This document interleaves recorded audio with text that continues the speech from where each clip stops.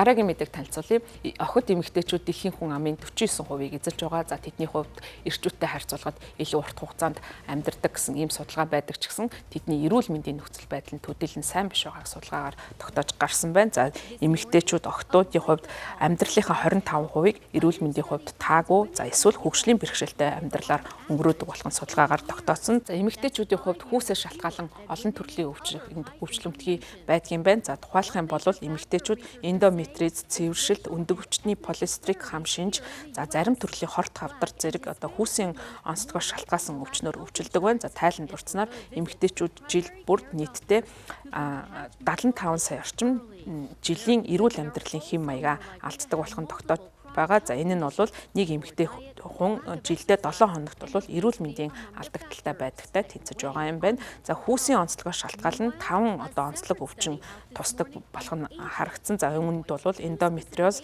эхийн эрүүл мэнд, сарын тэмдгийн өмнөх хам шинж, цэвэршилт, умайн хүзүүний хорт хэвдар зэрэг өвчлөлийн ачааллын 13%-ийг бол эмэгтэйчүүдэд эзэлж байгаа. За сүүлийн жилүүдэд холбогдох судалгаанд бол үүнтэй холбоотой судалгаанд дөнгөж санхүүжилтийнхаа 1%-ийг зарцуулдаг болох нь харагдаж байгаа. За шинэ тайланд хувийн хвшлийн санхүүжилтийн урсгал болон өвчний ачааллын хооронд тодорхой зөрүү байгааг тогтоосон байна. 2020-25 оны хооронд эрүүл мэндийн хувийн хвшлийн нийт санхүүжилт нь бол 287 их $80 байсан. За үүнээс эмэгтэйчүүдийн эрүүл мэндэд 75 тэрбум $10 зарцуулдаг нь нийт санхүүжилтийн 6% нь эмэгтэйчүүдийн эрүүл мэндийг сайжруулахад зарцуулагдах болох нь тогтоогдсон байна. За санхүүжилт нь зөвхөн нөхөн эрчүүн эрүүл мэнд, эмэгтэйчүүдийн хорт хавдар, эхийн асрамжинд ихээхэн төвлөрсөн хിവэр байгаа. За эдгээр нь 2020-25 оны хооронд тодорхойлогдсон санхүүжилттэй үйл ажиллагааны нийтдээ 80%, тодорхойлогдсон хөрөнгийн 90%-ийг эзэлж байгаа юм. За өөрөөр хэлбэл тодорхой нэгэн эмэгтэйчүүдийн өвчлөлт гол анхаарлыг зарцуулж, за үүндээ бол санхүүжилтийг төвлөрүүлж байгаа. За үүнээс болоод зарим нэгэн бусад өвчний талаарх судалгаа болон түүнтэй холбоотой эрүүл мэндийн үйлчилгээ санхүүжилтэнд бол дутагдал үүсэж байгаа юм.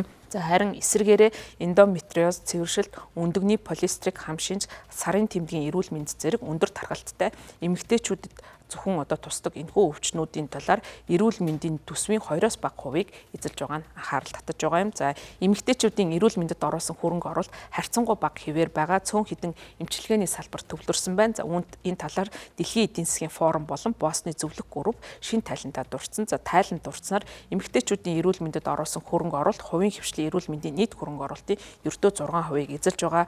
Зөвхөн эмэгтэйчүүдийн эрүүл мэндэд чиглэсэн компаниуд 1-ээс бага хувийн хөрөнгө оруулалт татаж байгаа гэсэн судалгаа гарсан байна. За мөн эрүүл мэндтэй холбоотой технологийн салбарт бол илүү их ялгаа нь ажиглагдаж байгаа юм байна. За олон улсын санхүүгийн үйлчилгээний Алантра компани хийсэн дүн шинжилгээнээс үзэхэд эмэгтэйчүүдийн эрүүл мэндийн компаниуд 2023 онд эрүүл мэндийн технологийн венчур санхүүжилт босгоход нийтдээ 41.2 тэрбум $10-ыг татаж чадсан. Ердөө нийт санхүүжилтийн 20%-ийг бий болгож чадсан гэсэн үг юм байна. За мөн Босны санхүүжилтийн группийн судалгаагаар Америкийн нэгдсэн улсын хувьд эмэгтэйчүүдэд цэвэршилт, ясны хэрэгжилт, Альцгеймерийн өвчин, зүрх судасны өвчин гэсэн 4 өвчинд анхаарлаа төвлөрүүл зохиох ёсоор эмнэлэг үзлэгт хамрагдаж илүү сайн эмчилгээ хийлгэснээр зах зээлийнх нь үнэлгээ нь 100 тэрбум $10-ын хүрээнд бол эрүүл мэндээс алдсан энэ хөрөнгийг нөхөх боломжтой гэж судалгаанаас тогтоож байгаа юм байна. За судалгааны загварыг гаргахдаа клиник мэдээлэл, тусламж үйлчилгээний хүртээмжтэй хослуулж судалгаа хийсэн. За үүн дээрээ тулгуурлан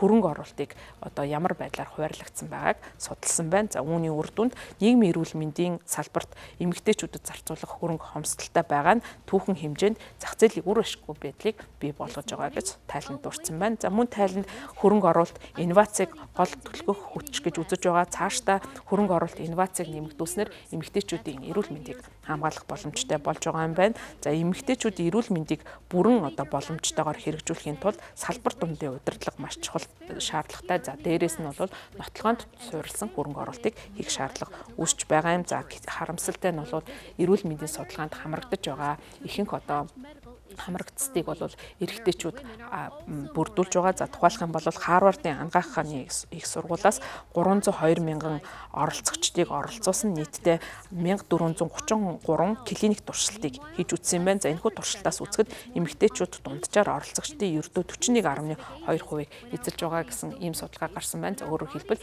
эмэгтэйчүүдийг эрүүл мэндийн судалгаанд дутуу хамруулж байгаа нь тэдний эрүүл мэндийн талаарх бүрэн бодит нотлохоон суурилсан мэдээллийг олж авахд хүндрэлийг учруулж байгаа учраас цаашдаа энэ чиглэлийн судалгаанд эмэгтэйчүүдийг илүү их хамруулах, за ингэснээр эмэгтэйчүүдийн эрүүл мэндийн нөхцөл байдлыг сайжруулах боломжтой болно гэж судалгааны тайланд дурдсан байна.